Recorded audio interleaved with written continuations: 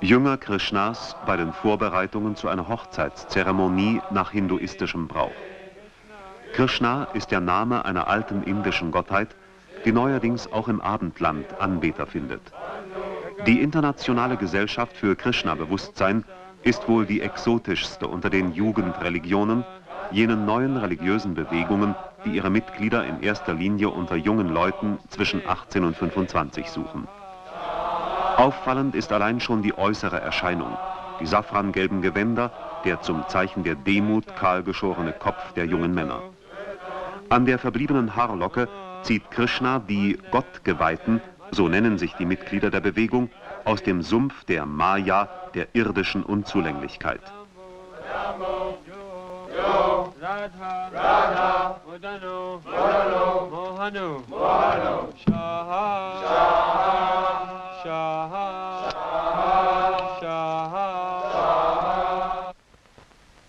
Die Internationale Gesellschaft für Krishna-Bewusstsein wurde 1966 in den USA von Bhaktivedanta Swami Prabhupada gegründet.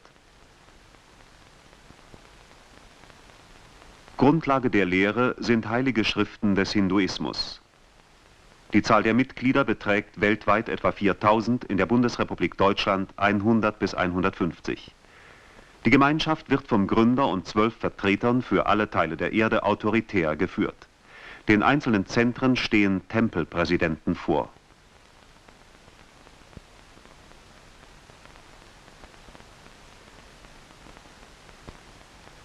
Die Internationale Gesellschaft für Krishna-Bewusstsein verhilft den Menschen zu verstehen, dass Krishna der höchste persönliche Gott, der Besitzer aller Dinge ist.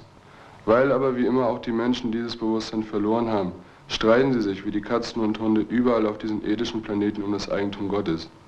Das nichtsektirische Chanten der heiligen Namen Gottes, Hare Krishna, Krishna Krishna, Hare Hare, Hare Rama, Rama Rama, Hare Hare, ist der Vorgang in dieser Zeit, um sein ursprünglich nun schlummerndes Gottes- oder Krishna-Bewusstsein wieder zum Leben zu erwecken. Ich hoffe, dass alle Menschen ihren höchsten Nutzen aus dieser Bewegung für Krishna-Bewusstsein ziehen und versuchen, ihre Philosophie etwas ernsthafter zu verstehen. Hare Krishna. Der Beitritt zum Krishna-Orden bedeutet im Allgemeinen den totalen Bruch mit der eigenen Vergangenheit und die Preisgabe aller bürgerlichen Bindungen. Für manche ist das durchaus eine Chance. Vorher habe ich sehr viele Dinge getan. Zum Beispiel habe ich sehr viele Arten von Drogen genommen. Ich habe alle möglichen Arten von Gelegenheitsarbeiten angenommen und sehr viele Philosophien studiert, ja. Aber ich war nie so richtig zufrieden damit. Ja. Bis ich zum Krishna-Bewusstsein kam, da habe ich nun wirklich die stärkste Droge gefunden. Unter den Krishna-Jüngern trifft man viele Ausgeflippte und Gescheiterte, die hoffen, sich durch eine radikale Umkehr von seelischen Zwängen befreien zu können. Die wenigsten merken allerdings, dass sie sich durch ihren Beitritt zum Krishna-Orden oft nur neuen Zwängen ausliefern. Und dann habe ich mich mal mit einem Gottgeweihten auf der Straße unterhalten. Und es hat mich so fasziniert, dass ich unbedingt mit ihnen zusammen sein wollte. Ich hatte vorher viele Drogen genommen und war auch ziemlich körperlich fertig gewesen und traf einige Gottgeweihte, die mir in diesem Zustand halfen. Und im Endeffekt befinde ich auch hier drin die Befreiung. Krishna-Jünger gehen keiner Arbeit nach. Aber man führt als Gottgeweihter kein bequemes Leben. Bereits um 4 Uhr morgens findet der erste Gottesdienst statt. Den Nachmittag verbringen die Mönche beim Sankirtan, beim missionarischen Einsatz. Durch den Verkauf von Krishna-Literatur und das Verteilen von Flugschriften wollen sie die ganze Welt mit erlösendem Krishna-Bewusstsein erfüllen. Wen interessiert das? In erster Linie sind junge Leute sehr interessiert an Krishna-Bewusstsein. Ja. Wie bestreiten Sie Ihren Lebensunterhalt?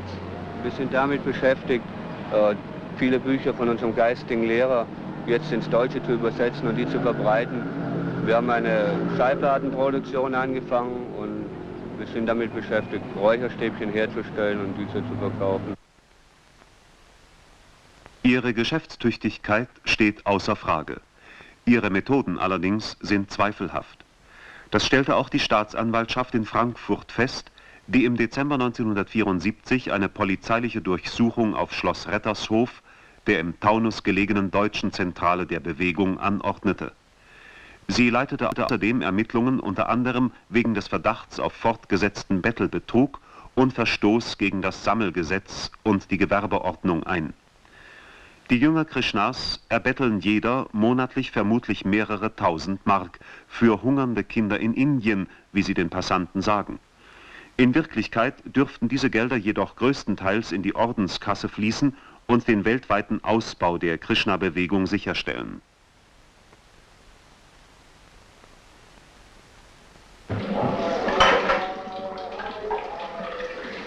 Die Jünger Krishnas selbst führen ein anspruchsloses Leben. Das Essen ist streng vegetarisch und nach vedischen Rezepten zubereitet. Der Veda ist die älteste Urkunde des indischen Brahmanismus, eine Sammlung heiliger Hymnen, Opferformeln und Zaubertexte. Veda heißt Wissen und bedeutet die Kenntnis der übermenschlichen Mächte und der Mittel, sie zu beeinflussen. Das tägliche rituelle Festmahl zur Mittagszeit, das Prasadam, erfüllt jeden, der davon isst, mit beglückendem Gottesbewusstsein und sichert ihm eine Wiedergeburt als Mensch zu.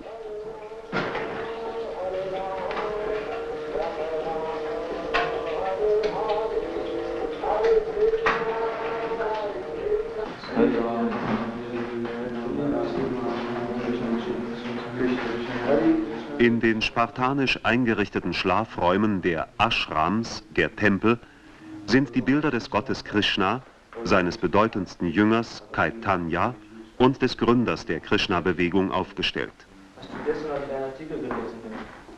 Krishna gilt als die irdische Verkörperung des indischen Gottes Vishnu und als Verkünder der Bhagavad Gita, eines 700 Verse umfassenden Gesangs, der zu den Grundlagen des Hinduismus gehört. Auf die Bhagavad Gita gründet sich Bhakti, einer der 3 klassischen Wege des Hinduismus zu Gott. Bhakti, der Pfad der liebenden Hingabe. Der Bengale Sri Chaitanya ist diesen Pfad vor 4,5 Jahrhunderten mit besonderer Inbrunst gefolgt. Auf ihn berufen sich die Jünger Krishnas. Geistiger Meister, Guru unserer Zeit, ist ihrer Ansicht nach ihr Führer Bhaktivedanta Swami Prabhupada. Er allein kann den rechten Weg zu Krishna weisen und genießt daher göttliche Verehrung. Hare Krishna, Hare Krishna, Krishna Krishna, Hare Hare, Hare Ram, Hare Ram, Ram Ram,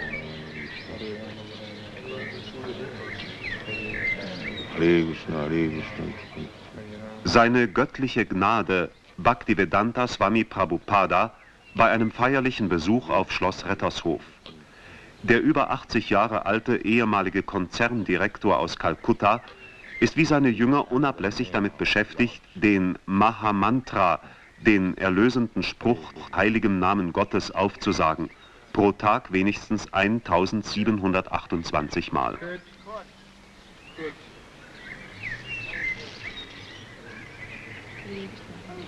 Damit sie sich nicht verzählen, erhalten neue Mitglieder anlässlich einer Namensgebungszeremonie eine Gebetskette, die sie von da an in einem Beutel am Gürtel stets bei sich führen. Kannst du die 4 Prinzipien in Deutsch aussagen? Kein Fleisch, kein Fisch, keine Eier essen, keine Rauschmittel zu sich nehmen, keine unerlaubten sexuellen Beziehungen unterhalten und keine Glücksspiele. Kalagni. Kalagni. The Kalagni means who sets fire to the time immemorial. Kalagni heißt der Feuer ansteckt zu die ewige Zeit. Right hand. Right. Rechte Hand. Yeah. Die 4 Prinzipien legen die Lebensweise der Krishna-Jünger fest. Der Verzehr von Fleisch und anderen tierischen Produkten und der Konsum von Rauschmitteln, also auch von Kaffee und Nikotin, sind verpönt. Glücksspiele sind verboten. Sexuelle Beziehungen sind nur zwischen Eheleuten und zwar ausschließlich zum Zweck der Fortpflanzung erlaubt. Mit dem Erhalt der Gebetskette ist der Eintritt in den Krishna-Orden vollzogen. Ab jetzt hat der Mönch mit Leib und Seele Krishnas Diener zu sein. Widerspruchslos muss er sich in allen Fragen der Autorität seines Gurus beugen. Oft genug bedeutet das Entmündigung, nicht aber Erlösung. Swami Prabhupada, der mit bürgerlichem Namen Abhay Charan De heißt, hat Philosophie, Volkswirtschaft und englische Sprache studiert.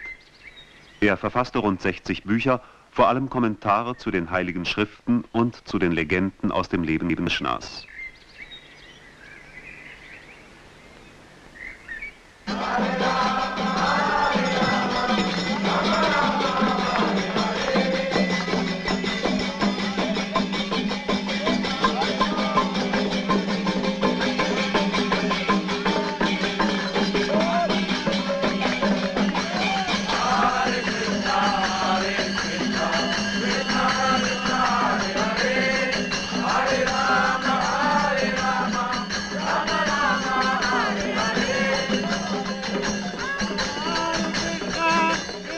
Leidenschaftliche Huldigungstänze zu Ehren Krishnas gehören zum großen Gesang der Befreiung, mit dem alle Welt die verloren gegangene Harmonie, die Einheit mit Gott wiederherstellen soll. Verschiedene Aktivitäten sollen die Erlangung dieses Ziels fördern. Seit einiger Zeit entwickelt die Krishna-Bewegung zum Beispiel rege schulische Initiativen. Internate, in denen Kinder aus der Bewegung im Geiste Krishnas erzogen werden, entstanden in Dallas, USA und bei Paris. In Indien errichtet die Gesellschaft eifrig Tempel und Pilgerzentren. In den USA und in England werden Musterfarmen betrieben, auf denen Krishna-gemäße Nahrungsmittel produziert werden. Angewandtes Krishna-Bewusstsein, könnte man sagen. Welcher Sinn steckt dahinter? Swami Prabhupada erläutert seine Lehre so.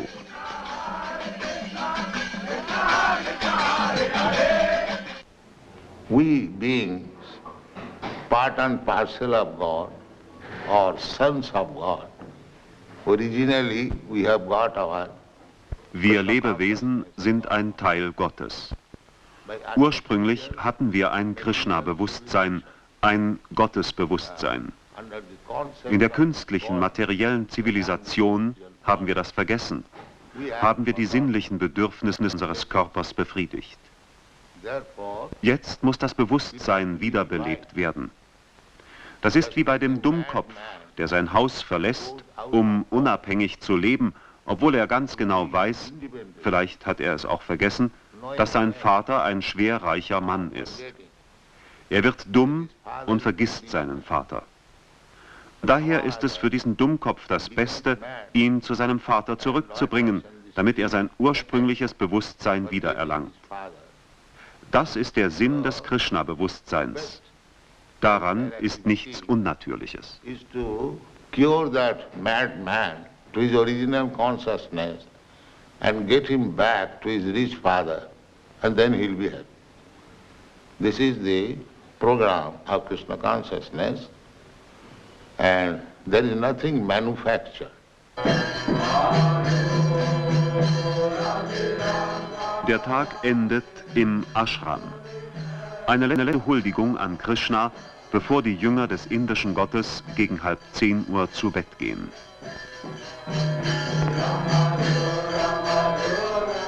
Im Vergleich zu anderen Jugendreligionen ist die Gemeinde der Krishna-Jünger nur klein. Dennoch stellt ihre Existenz, wie auch die aller anderen religiösen Gemeinschaften asiatischen Ursprungs, die hierzulande missionieren, ein bemerkenswertes und trotz aller notwendigen kritischen Anmerkungen ernstzunehmendes Phänomen dar. Gerade in den Augen vieler junger Menschen hat sich das überlieferte westliche Fortschrittsdenken in unserer Zeit als ungeeignet erwiesen, die Frage nach dem Sinn des Lebens zu beantworten. Der Osten bietet Alternativen. Ist das wachsende Interesse daran mehr als nur eine Mode?